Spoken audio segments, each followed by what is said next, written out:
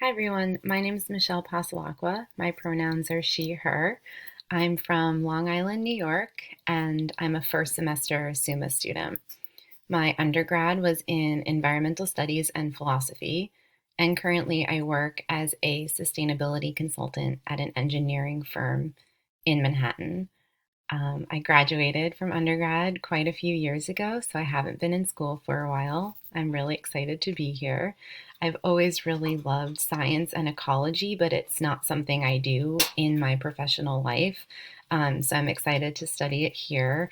And I've always been into, the study of how humans interact with their environment and specifically cities. I usually live in a city. I'm living in the suburbs right now. So yeah, excited to dive into all of that. I'm going to pull up my map for you. So when I first started this assignment, I was trying to come at it from a very scientific point of view.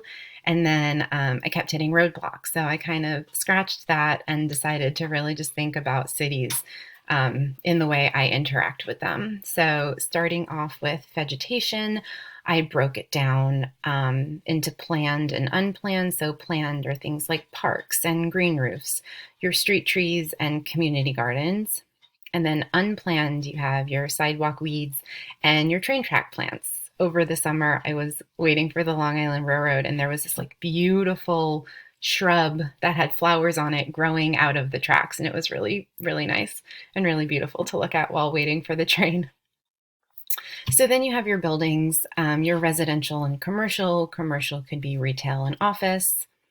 And then your animals. So invasive, you have your rats, your cockroaches, your mice. And then non-invasive, you have your pigeons and your various pets. I wasn't going to list all of them because in New York, people have really interesting pets. And then I kind of put humans under debatable because I'm not sure if we're invasive or not. I think an argument could be made either way. And then you have your modes of transportation, your trains, your cars, your buses, which also leads to air pollution.